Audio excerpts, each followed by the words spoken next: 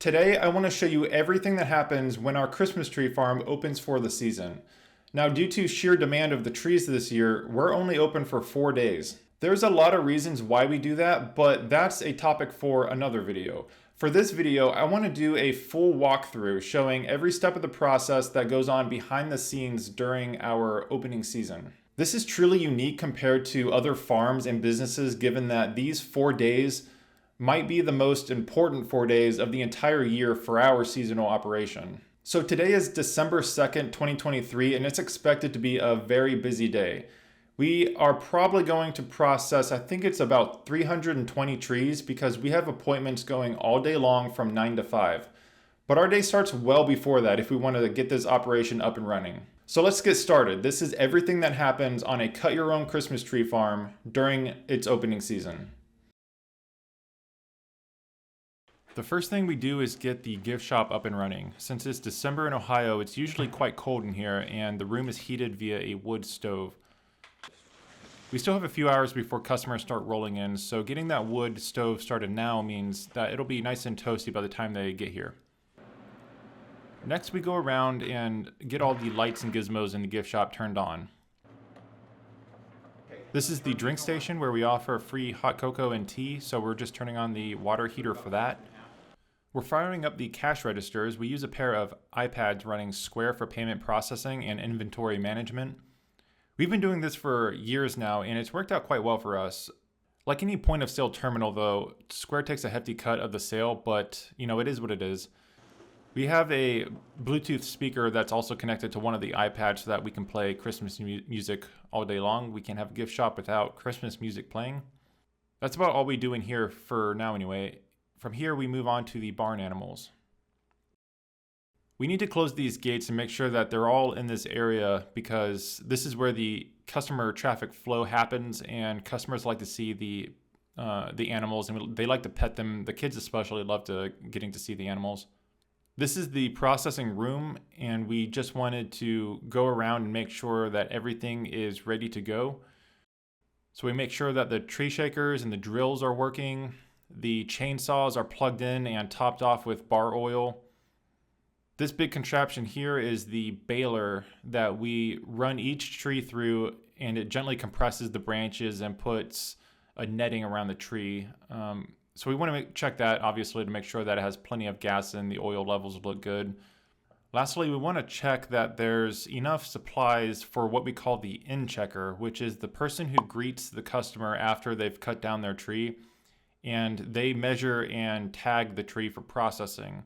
So we want to make sure that these in checkers have enough tags and Sharpies and batteries for the measuring laser and things like that, so that they don't run out of that while they have a long line of customers waiting.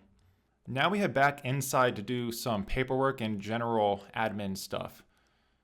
We fire up the computer and head to our Squarespace account. So not to be confused with Square, which is our app for payment processing. Squarespace is what we use to run our website, which is where all of our appointments are managed. But we need to go in here and pull a list of all the appointments for that day. And we want to print out a copy so the greeter can cross their name off when the customer arrives. That way we can keep track of all of the customers that come throughout the day.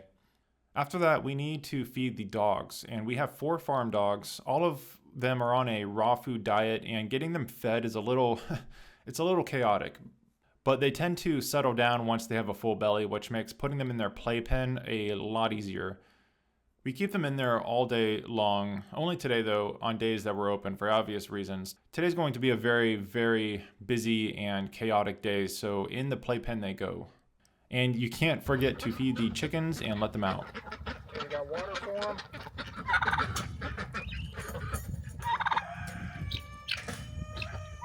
Now we head back to the big barn to feed and water the goats and donkeys.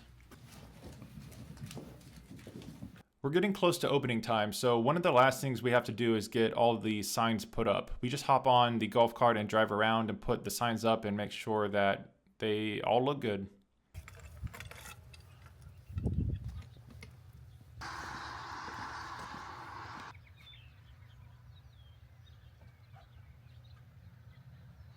Oh, and then we also have to move this trailer and put it in position by the processing room.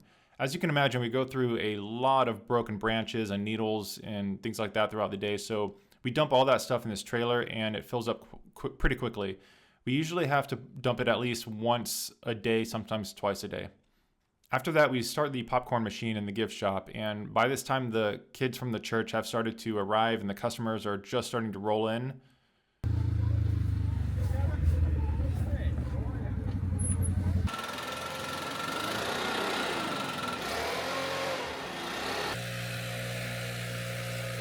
Once everyone gets here, we like to gather in the processing room and do a roll call. We want to make sure that everyone knows their jobs for the day, and we go over safety protocols, and then we just like to say a prayer and it's off to the races.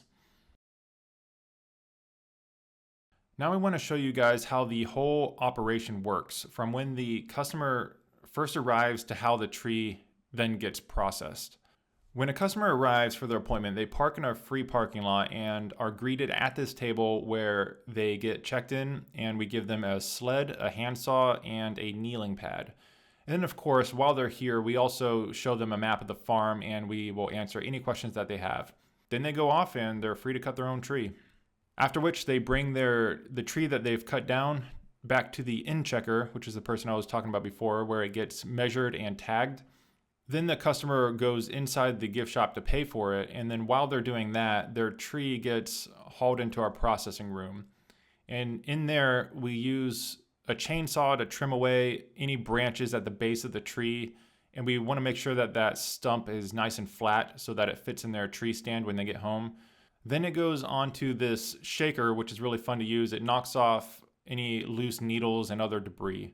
After that, the tree goes through our baler and it compresses the branches. As I mentioned before, it's just a little bit, and then it puts a netting around the tree, which helps keep this tree's shape and makes it a lot easier for transport. So now the tree is all ready for the customer to pick it up. They come out of the gift shop, we check that it's been paid for through a ticketing system, and then they haul it off to their car.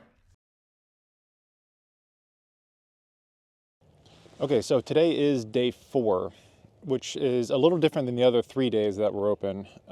So today is a spruce day only, which means that we're only selling spruce trees, so no firs or pines. And there's a couple of reasons why we do that, but mostly it's because the spruce trees have a shorter needle retention, so it's better to sell those trees closer to Christmas Day. And then the other reason is because we have an abundance of spruce trees. They're just not as popular as fir trees. So we've dedicated an entire day just to selling spruce trees on the 16th of December. We have to ensure that the customer actually cuts down a spruce tree and they don't misidentify it for a fir tree. So the way we compensate for that is, first of all, they know that when they make their appointment, that's a spruce day only, so they know what to look for, and then we explain it when they get here.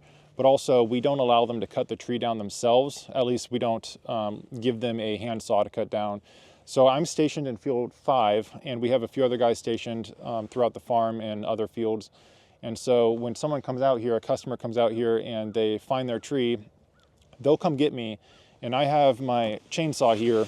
So I will grab my chainsaw and I will go to their tree, and then I will identify it and make sure that it is a spruce tree and not a fir tree. Now, sometimes they do request that they cut it down, and in that case, it's no big deal because I already identified the tree, so I will bring a handsaw and just give them the handsaw after I've made sure it is a spruce. So that's day 4, and so far it's going pretty well. So once we have determined that the last customer of the day has actually left, and we then start to close up shop. At this point, we're all pretty exhausted, and there's still a few things that we have to do. We turn off the baler, of course. We mainly want to ensure that everything is cleaned up and put away, like the chainsaws, for example. We organize the sleds. We count them to make sure that all the handsaws and kneeling pads are accounted for. We tend to the barn animals, and eventually we let the dogs out of their playpen. They're pretty happy about that. The gift shop also gets cleaned up. The registers get shut down. The cash drawers get counted and sorted. After all of that, we gather up the crew again and check in with everyone. We like to ask if anyone had any issues with anything, or if they had any ideas on processes that can be improved, things like that. Then everyone goes home and we call it a day. So it's kind of amazing that we're able to sell all of our trees in those 4 days. Now keep in mind that we're working all year long planting, growing, and maintaining those trees. So it's only a fraction of what we actually do. And you'll get a chance to see all of that other stuff in future videos, of course. So be sure to hit that subscribe button and stay tuned for those. One thing that I want to mention is this season went by very smoothly, almost no hiccups. But that's because we've been doing this for many years now and we've got a good handle on things. Of course, we're still learning and improving processes all the time, but it's been a long road to get here. You know that baler that you saw? That's actually a brand new baler, and this was the first time we've used that particular machine. We have another one that's much older and it still works great, but we decided to go ahead and get a second one because if that thing jams up or breaks down, then the entire operation stops. And if something catastrophic like that were to happen, then we stand to lose a lot of money. I mean, last year it actually did jam up a few times. So just for the peace of mind, I think having backup options to things like that are really nice. And that's something that we've learned over the years. But that's it for now. So thank you for watching and like this video if you found it interesting. That really helps us a lot. And we'll see you in the next one.